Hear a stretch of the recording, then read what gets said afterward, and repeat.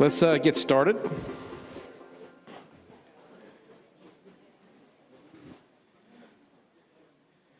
So my name is Rhett Power. It is a pleasure to be here in Sao Paulo at Horasis global meeting for 2025.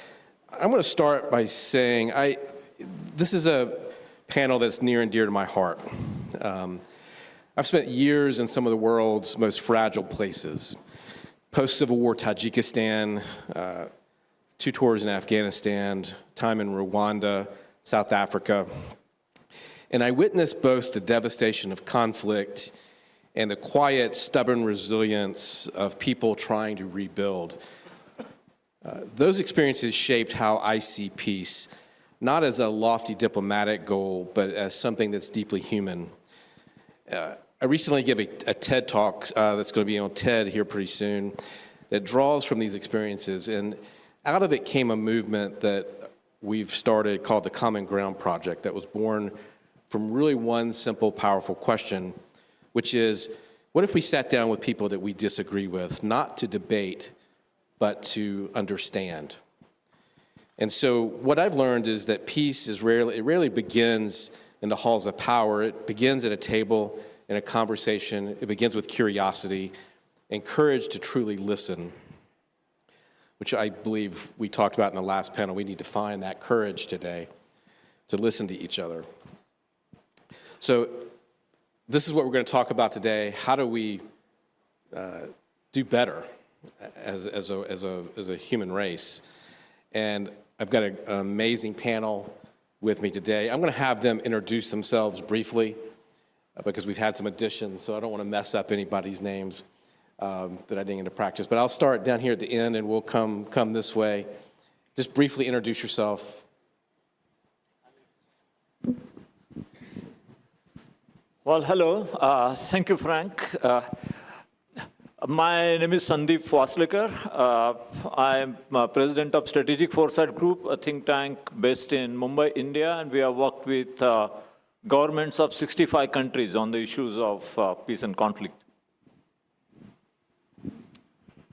Good evening. My name is Tobias Ellwood. I'm a former member of the United Kingdom Parliament. I was a former defense minister, foreign minister, and also chair of the Defense Select Committee in the UK. Actually a dual national, born in New York, but took a look at American politics and decided to get into British politics, as well as I thought it'd be a bit simpler, but maybe I was wrong there. Mayor of New York, maybe. Assalamu alaikum. May peace be upon you. My name is Nisreen El-Hashemite, a royal princess, direct descendant of Prophet Muhammad of Islam, a medical doctor and a scientist, associate professor of medicine, specialized in genetics, infertility, and my research on cancer. Currently, I'm the executive director of the Royal Academy of Science International Trust. I work on policies, I work on human development. I run a family office that was founded by my father 58 years ago, specializing and focusing on excellence in education and science for socioeconomic development. My family office has no trillions of dollars, but we achieve more than trillions. And I'm here to speak as not the HRH or from the political family. I'm here to speak as Nisreen, the voice of people, because being descendant of Prophet Muhammad, my mission is to serve humanity, and I'm here to be the voice of people. Nice meeting you all. Thank you, Your Highness. Thank you. Hi, my name is Jerry Hultin, and if you were at the party last night, you heard briefly my view that thunder provides the roar and lightning provides the work. So I'll talk about that later. So briefly, my career, I was Undersecretary of the Navy in the Clinton administration. Earlier than that, I was a young sailor in Vietnam on the day the war started and began to fight that war and then began more and more to be against that war, even though I was in the Navy. It's pretty miraculous that someone against the war in 1967 becomes the Undersecretary of the Navy in 1997, but it happened. So I have a defense background, but I also then became an academic and helped NYU build their global campuses in Abu Dhabi and in Shanghai, which gives me a foothold, a lot of friends in both the Middle East, the UAE, Oman, and Qatar, and also friends in Shanghai and Beijing. So I have a chance to see the world from many perspectives.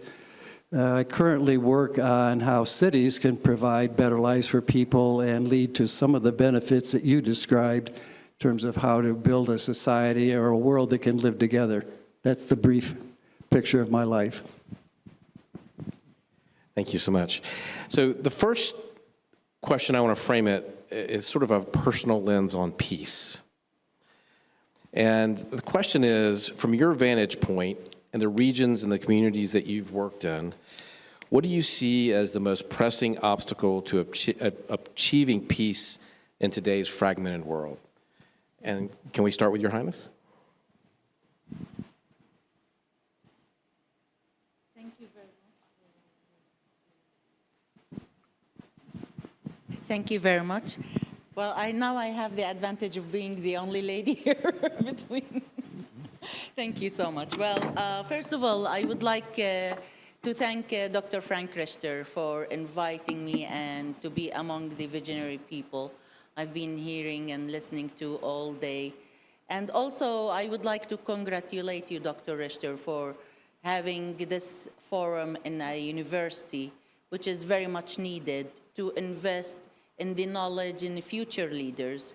So the current leaders, the youth, who will be writing the future's history. Now, for the question, I would like to say, well, we have fragmented information.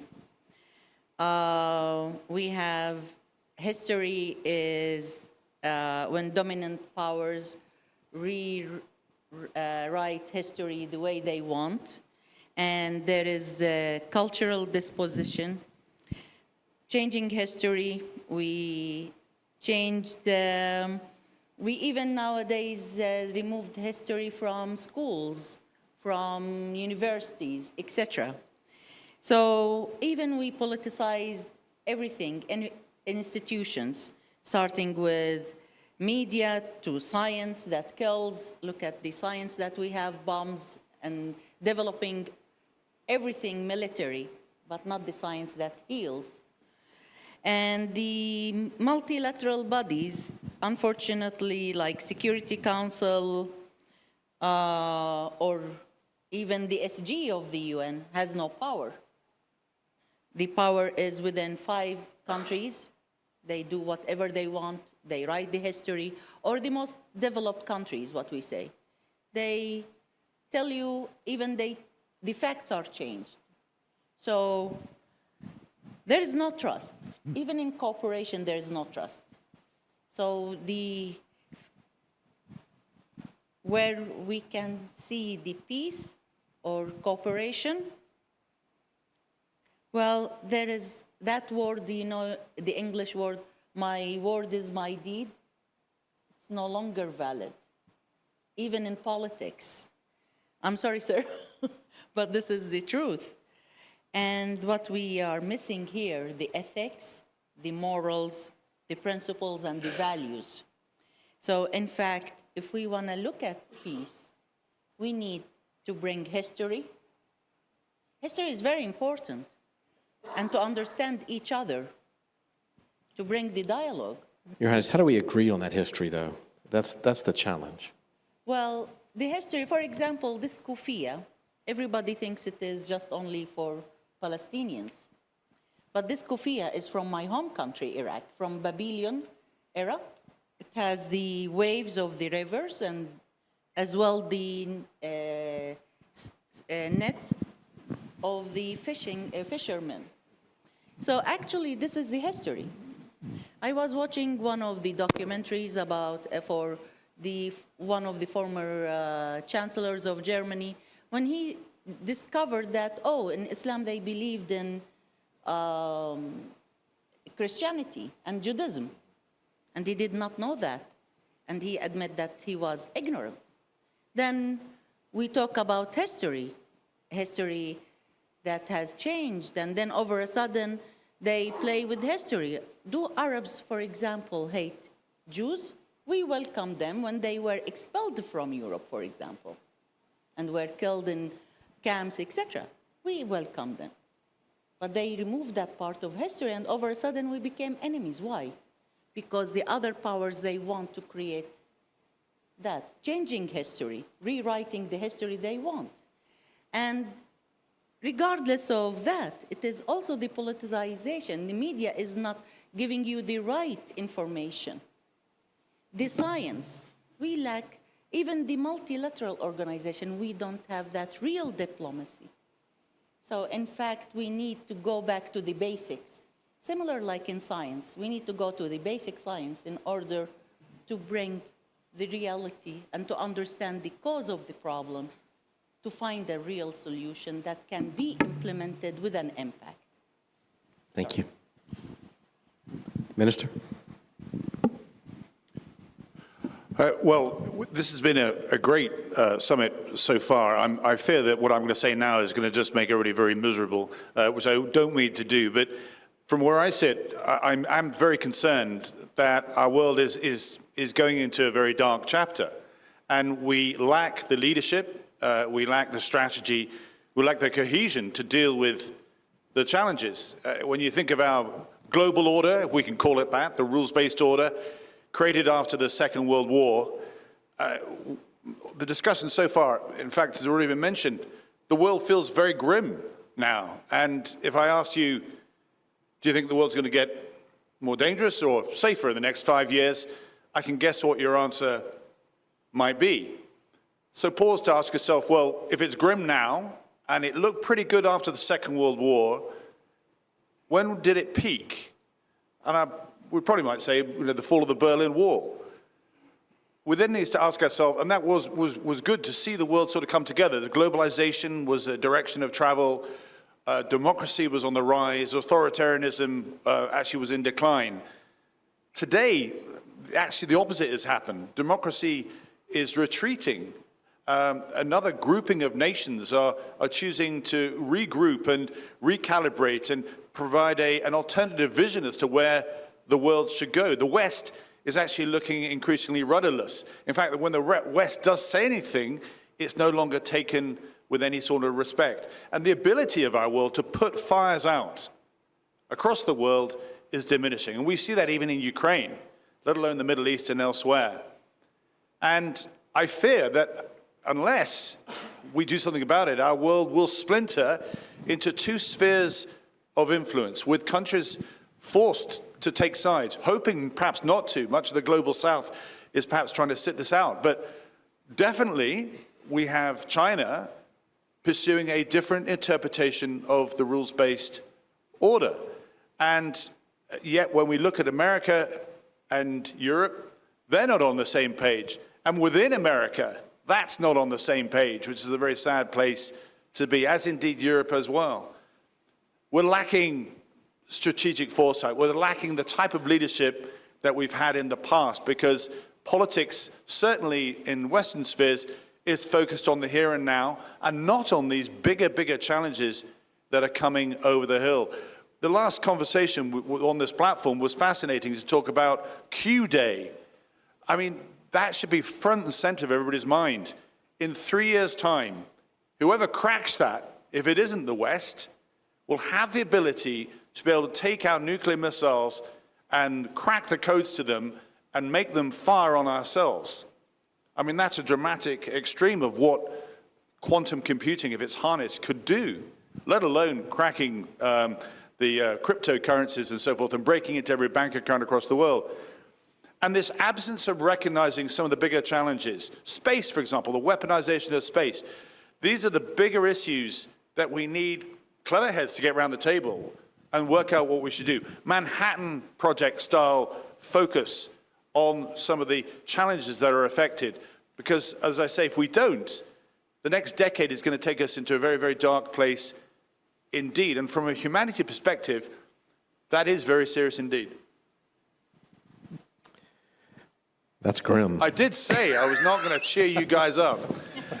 Perhaps we can look at some of the solutions, which I hope perhaps this conversation will go into. There are answers out there, but the first question is just to wake up, I'm afraid, a reality check as to where our world currently is. Yeah, I will commit that we're not going to end on a dystopian note. I promise. We'll try. Sandeep. If Tobias has not managed to intimidate you, let me do that more elegantly.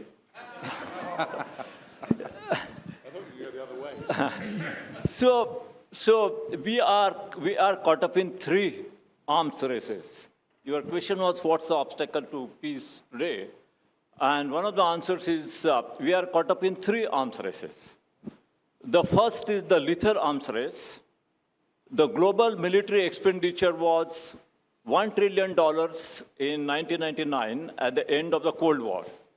Cold War was supposed to be a dangerous phase in history of humanity, or modern humanity. Now, after Cold War has ended, the global military expenditure is $2.7 trillion, soon likely to be $3 trillion. So it has tripled since the end of the Cold War.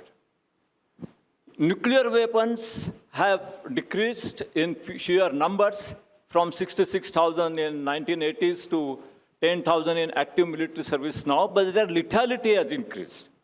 Tobias, being the defense minister, formally will tell you what kind of new nuclear weapons are being put, like the earth-penetrating weapons, which huge impact, and many other. I won't go into the technical details. So that's the first arms race, the arms race of the weapons. The second arms race is the AI arms race.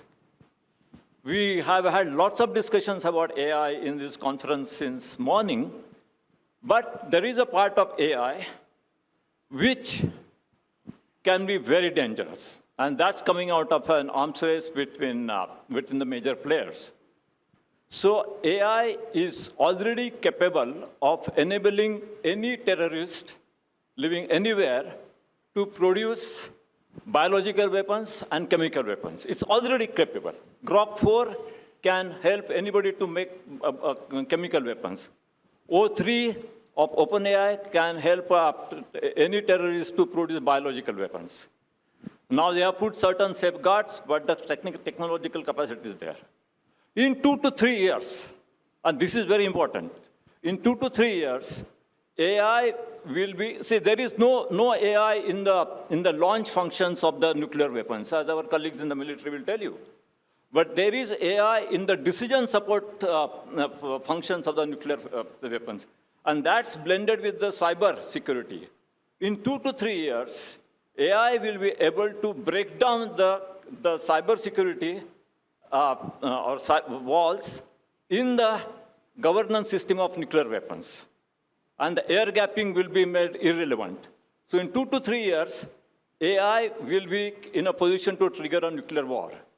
We are living in a phase where in 5 to 7 years from now, all of us, all human beings, may get reduced to skeletons and bones, and there'll be no life on the earth by 2030 or 2035. And third arms race, which is more dangerous than the first arms race and the second arms race, is the cognitive arms race. The cognitive arms race is the race for the different parts of your brain. So there are systematic efforts being made to break down the complexity in your ability to think and to promote the simplicity or naivety in your ability to think. This cognitive arms race is the most dangerous. ISIS, or the Islamic State, whatever it's called, in Iraq earlier and in the Middle East, lot of combatants went there. So they think what happened sometime in the past is happening today. And what's happening in Iraq or Syria is happening here in Morocco or Tunisia. So the sense of time and sense of space is gone.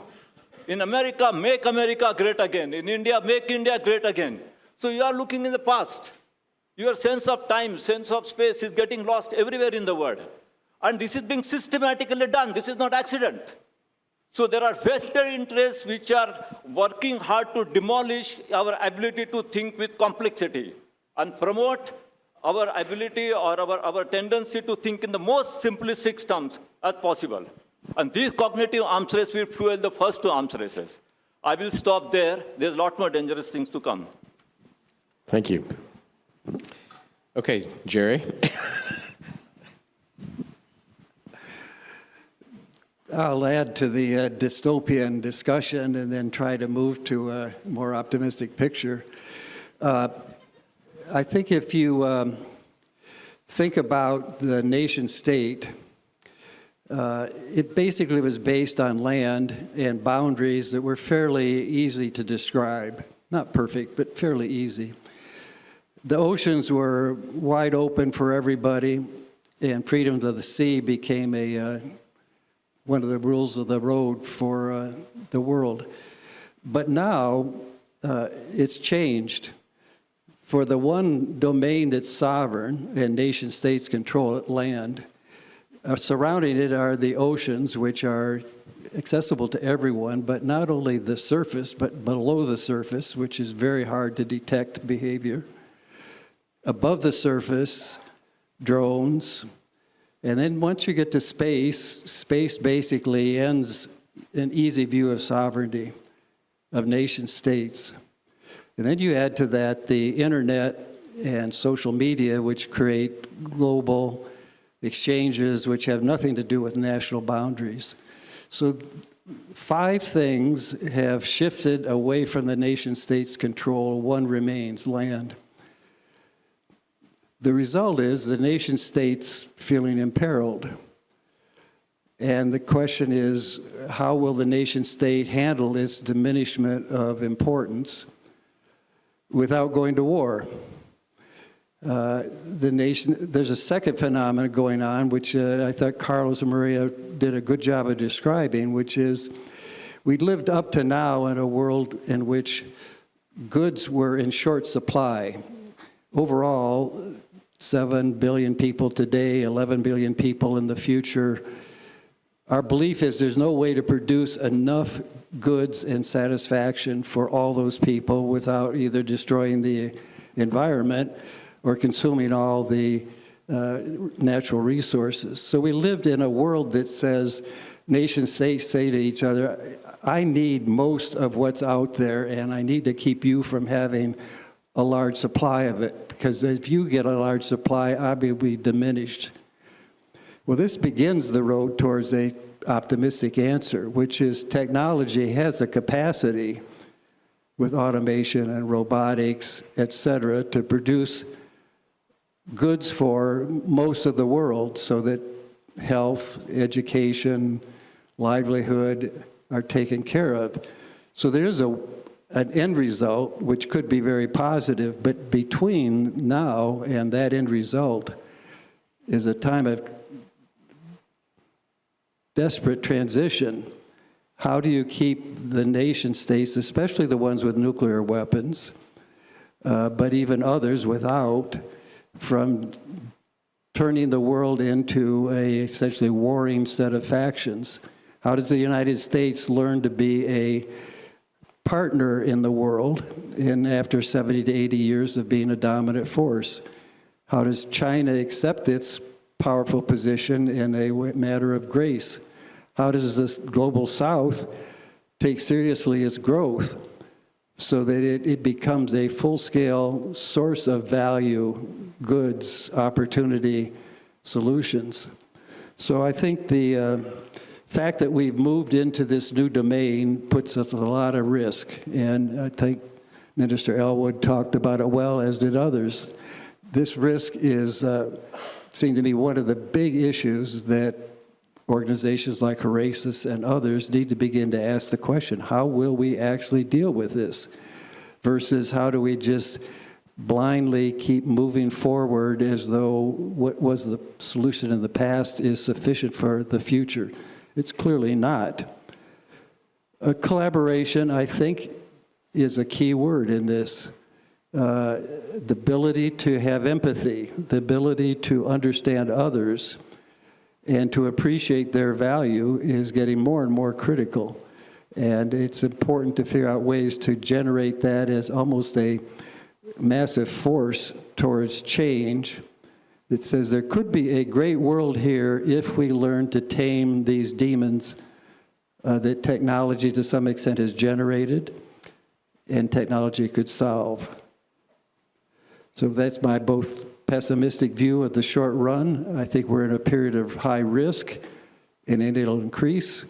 I think if we put our minds to it, we can bring ourselves to the other side of that risk and have a world that is very vibrant, creative for 7, 10 billion people. And that would be a great way to be. But it's not a journey that has a clear end that's positive. Thank you, Jerry. Your Highness, you said something that I wanted to come back to. I was going to get to it later, but I think it's really important just seeing where you were going with your answer. And you talked about how our institutions that are supposed to help us aren't working. And let's take the UN, for example. That has so much potential to represent the countries that are maybe not as economically powerful in the world. How do we reform these institutions so that they work? And I'll leave that to be the question, so that they help us with these challenges that we're facing globally. And whoever wants to start, please. To reform the institutions, we need to make them independent financially. Who appoints the Secretary General, for example? We talk not only the UN, like the European Union and other intergovernmental organizations, regional ones. So who controls the finance, or the main donor? Mm-hmm. Mainly, control the decisions. Right. And to do a reform for the UN, for example, we need to bring it back to peace and security.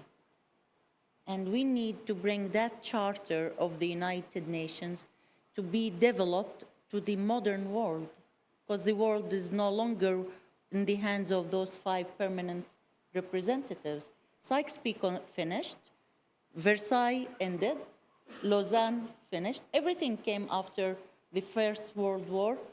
All of them ended, all these treaties. So now we need to look at even when the UN, this is the importance of history, when the UN was founded, when the League of Nations was dissolved and founded the UN. And if you look at even the charter of the UN, we the peoples, in English there is no peoples, it is people, but the United States Charter or Constitution, we the people. In fact, so actually who wrote this charter? Now the implementation of it.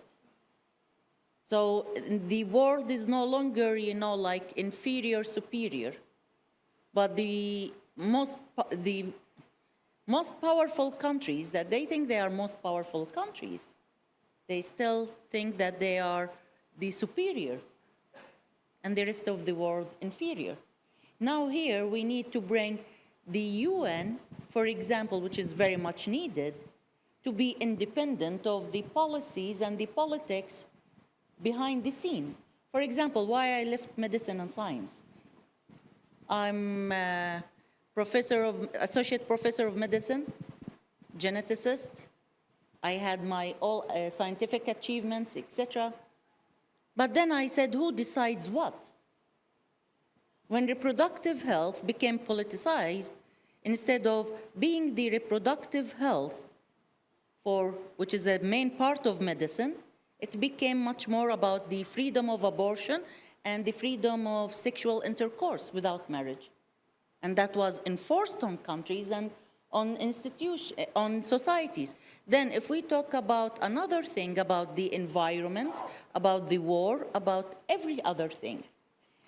Now, what the panel, the plenary before us, they were talking about the future. In 5 years, there will be no jobs, will be tasks. Who decides what? The most forward-thinking companies. They do all of this, and then, oh, you will have the AI and AGI, whatever they call it, and then it will have empathy even, and you will have your own. And I was going to say to the gentleman, excuse me, sir, but they do not conceive. You know, there's one thing that everything is so imaginative. How to reform? We need proper leadership. Mr. Tobias said about leadership. Yes, we need leadership. We have a bunch of ignorance in the world that they think they know everything. Before leadership, okay, they will go and consult specialists, experts in that field. We don't have that anymore. You know, and then you have how to get leaders. We need really leadership. We need to go back to the base, the family. We need highly educated mothers and fathers, not parents. We have biological parents, but we don't have motherhood and fatherhood. You know, and in order to bring the family back, we need to bring back the family. Not the AI, the dreaming of the trillions and stay in an island and play games and you have a job. No, this is not a job. You see, all of these things just about money. No, to bring back the leadership, we need to go back to the family, the proper education. That's the excellence in education, which is the traditional education, not the AI education, and at the same time to bring back these institutions that they are not politically appointed, but rather appointed according to expertise. I'll give you an example. When Yasser Arafat was denied the visa to United States, the Secretary General at that time moved the whole General Assembly to Geneva and said, I'm willing, because US, breached the agreement with the UN as a host country. I'm willing to move the UN to another country. He took a decision. When Antonio Guterres said that he will activate the Article 99, he did not continue. Because he was threatened. Now, if he continued, the UN will go back to its leadership, like at the time of Khafer Perez de Coular, when he stopped the Iraqi-Irani war, etc., etc. We need the leadership. And to bring back leadership, we need the education. We need to think about the family and to think about being a human and to go back to the base, the foundation of the society. Yeah. This is in my opinion. I'm sorry, but I don't speak eloquently like the politicians or I speak the people voice. Thank you. When people talk with utmost respect, I've been listening all day. Everybody talked about technology. But there's one thing. No one of those people spoke about technology, asked the youth. The youth nowadays are much more into Nokia phones, not into smartphones.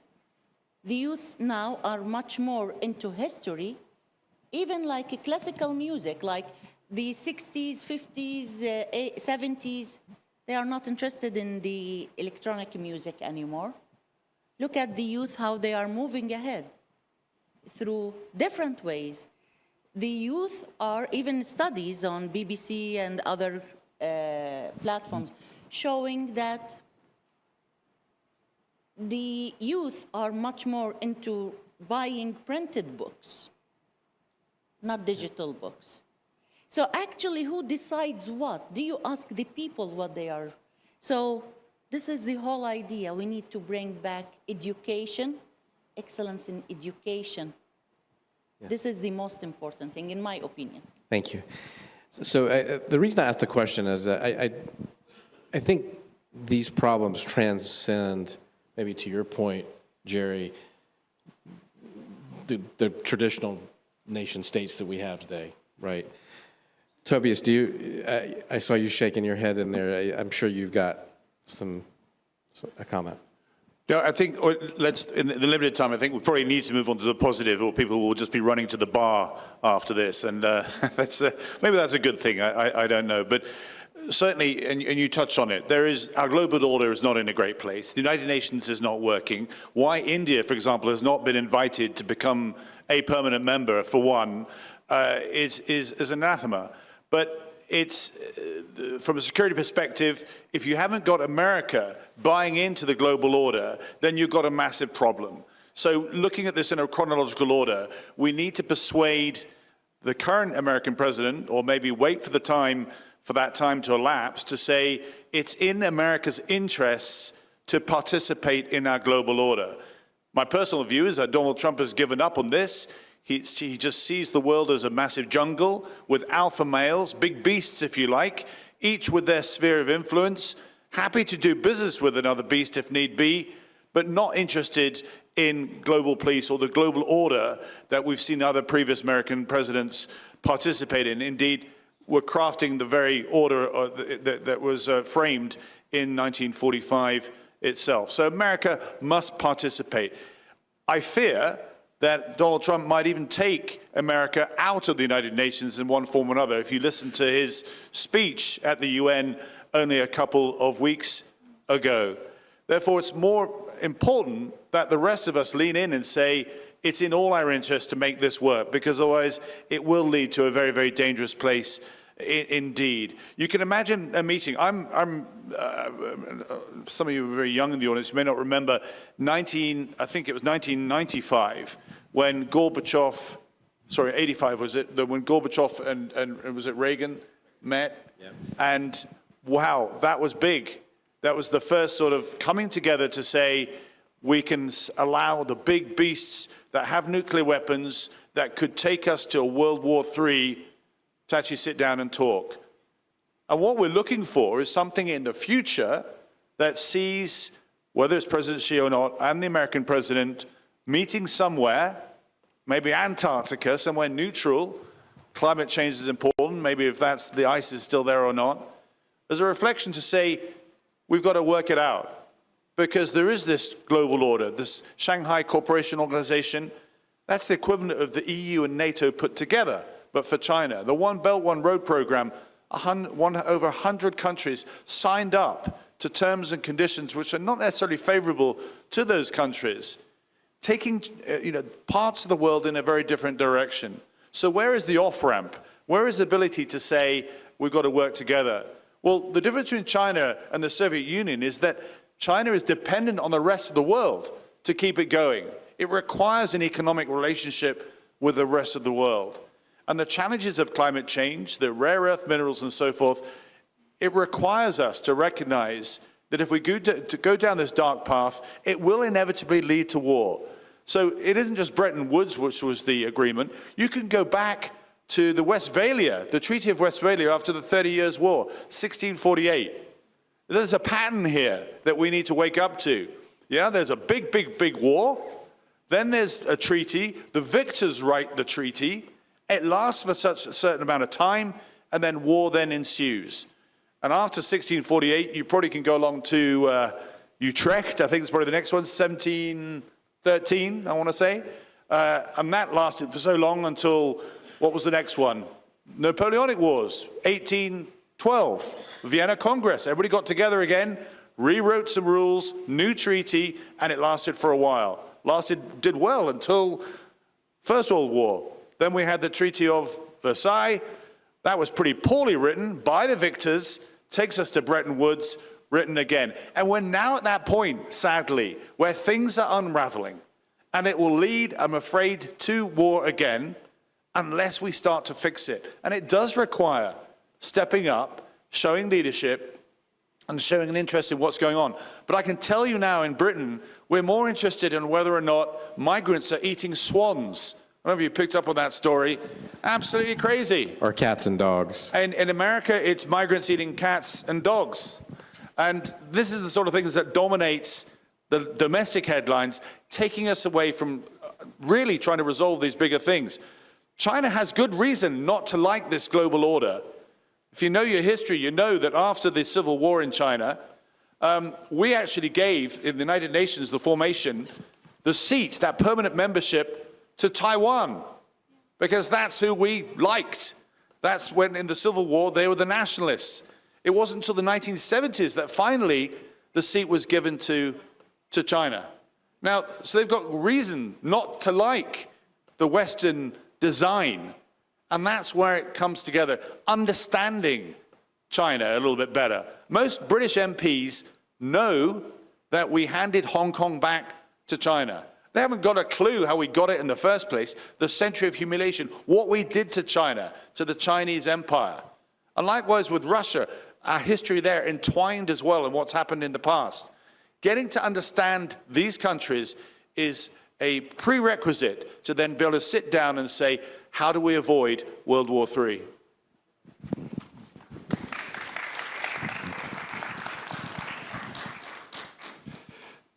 So, you know, from my earlier comments, I agree with the picture that we're headed towards in terms of nation states and how they relate. But I would like to, since we're in many ways addressing the global South, to put some words on the table that I think are key to this future. One is the idea of using technology to leapfrog to a new level of economic growth, jobs, education, et cetera. These new technologies do not all have a high price tag. They have a price tag, but it's not an enormous price tag. Education currently in America, 1 teacher, 20 students, that's an expensive education system. Education where some are now claiming 2 hours of a young student with AI gets them everything they currently get in 8 hours, gives them 6 hours to do what Her Majesty, Her Excellency talked about, which was human interaction, learning to be a fully formed human. And by the way, I would argue, learn to be a human who can work well with robots, who gets along with robots, or who knows how to make them do what you want. That is an opportunity that is there to be taken. And it has something, but not a lot, to do with what goes on in the global north in what is being described as the decay of the nation state, this inability to master the rise of China.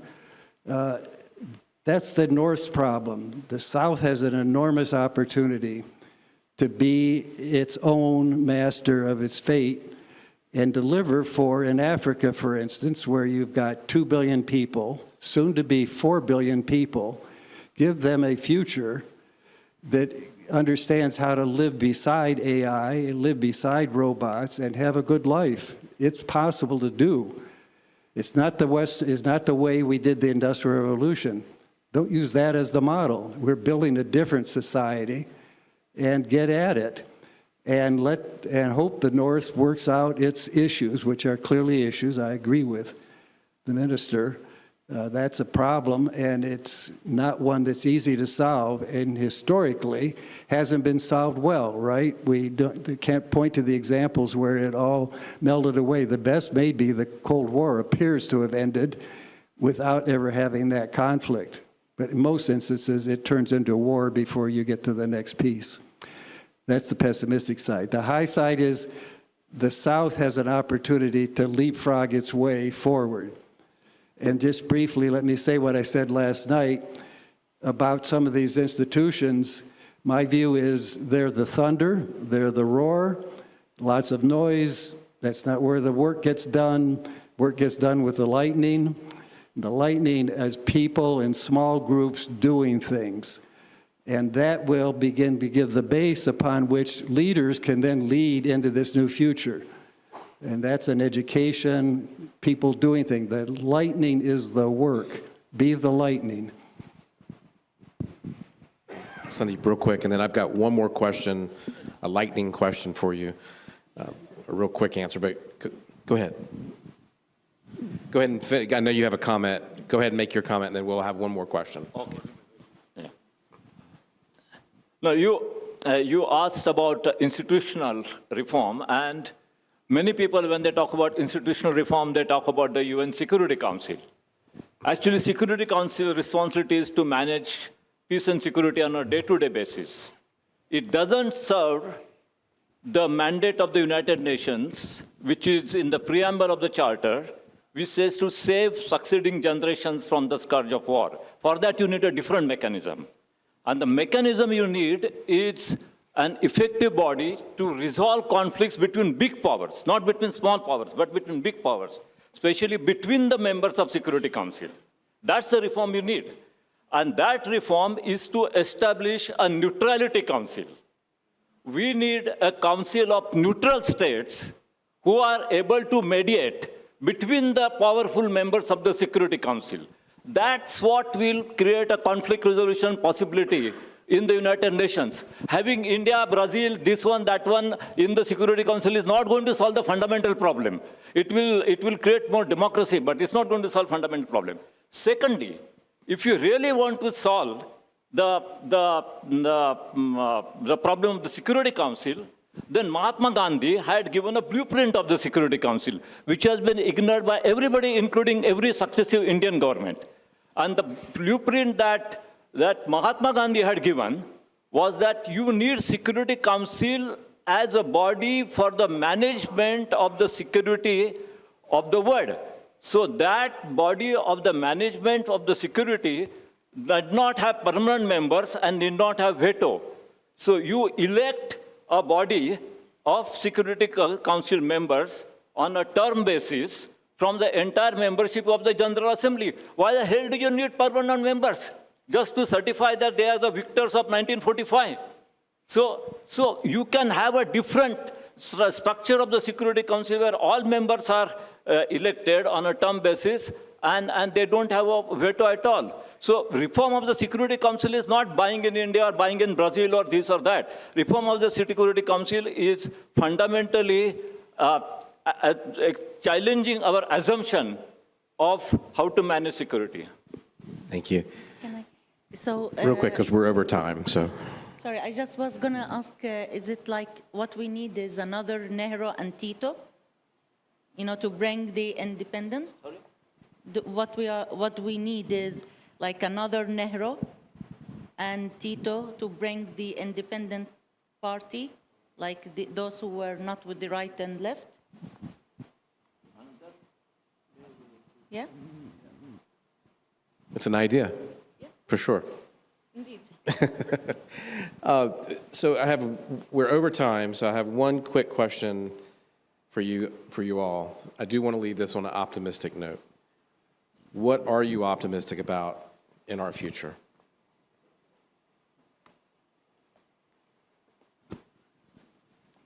I'm optimistic about the reality of the world. And in 1 minute, I'll tell you what the reality is. The reality of the world is out of 193 countries, 23 countries do not have arms or militaries or defense ministries.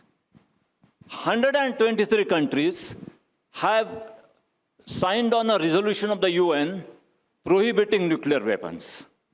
And 163 countries have defense expenditure of less than $2 billion. So the entire mess in the world is done by only 30 countries out of 193 countries. And it's not every person in those 30 countries. It's just about maybe a million or so people in each of those countries. So 8 billion people in the world have been taken for a ride by 30-40 million people in 30 countries. And if 8 billion of us revolt against these 30 million manipulators of global security, of the destiny of humanity, and we revolt against them, the world will be a safe place. And that's the solution. Well, very briefly, I think when we finally look up and realize that the challenge that we face, humanity does come together. We're not there yet, which is why we keep looking at each other, finding ways to belittle each other and fight each other. The impact of climate change is existential, and there will come a moment, the penny will drop, when we realize we've actually got to all work together. Sadly, until that point, we will still continue down the path that we're currently on. When we wake up, then we'll focus, then we'll work together, and then we'll provide some very, very clever solutions, because that's what humanity can do when it's at its best.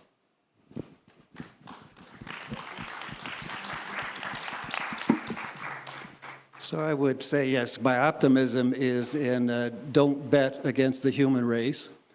We're a creative group. We work hard at solutions. We try to survive. We have a second asset, which I view as technology. It's got both sides, a dark side and a bright side, but the bright side is a lot of power. And so creative humans using technology can bring this world to a new place. It'd be a lot better place than the last 200 years were. But that's a big leap. And it's going to take a lot of young people really working hard to come up with those solutions and generate them and populate them across the whole world. And to add on to that, I think we have to put our hand on the fire to make sure it's hot and burn ourselves. So I think we will solve these problems, but it will be at the last minute, and it will be when we have been pushed to an extreme. I'm going to give you the last word, Your Highness. Thank you. Well, there is my father, the late His Royal Highness Prince Mohammed bin King Faisal I of Iraq. He established in the 60s, early 60s, what is called the cultural exchange program in diplomatic missions, which is like to have cultural attaché, economic attaché, and those ones. And his vision was, and based on his study, to put cultural diplomacy, science diplomacy, and to create those of cultural exchange, to understand each other, to know more about each other in order to respect each other, and to create that kind of collaboration and partnership that moves forward. Now we need, a new form of diplomacy. And we need to redefine diplomacy. I think we need a neutral platform to bring people, not politicized, not where world leader or the most forward people will draw policies and control and what's in it for you, what's in it for me. No, we need really a neutral platform. And I strongly believe that this neutral platform to bring people together is Horasis. And this is what is very much needed now. I will conclude with two things, if I may. I was asked by UNRWA to do a study in 2004. And I visited the Palestinian refugees camps in Lebanon, and the study was related to health, actually. And there I met a little girl. She was an orphan, 8 years old at that time. Her name, Maryam. And they lived in this Shatila camp in a room, her mother, her two brothers, and Maryam, in like 2 meters by 2.5 meters. This is from the kitchen, bathroom, name it, to the living room, to sleeping room. And Maryam had the congenital heart problem, but she was smiling. Then I said to her, Maryam, why you are smiling? And she said to me, oh, Auntie, tomorrow will come and will be as sweet as chocolate. And tomorrow will come and will be as sweet as chocolate, where every child will live and dream, without thinking about a bomb or a piece of bread or a doctor to be killed instead of saving lives, or tortured, etc., etc. There will be a time that my nephew will live happily, and I have 2 nephews, that they will enjoy life instead of being worried where to go, and what kind of future holds for them. Are they going to have family and enjoy having children, etc.? Because they are scared from tomorrow. Even though we tell them tomorrow will come and will be as sweet as chocolate. But is it true? Our organization, my father invested in future leaders when he educated people from underprivileged families from around the world to pay for them for their higher education. When my father had an operation, the 3 surgeons were actually he did not know that they were from those students he paid for their education.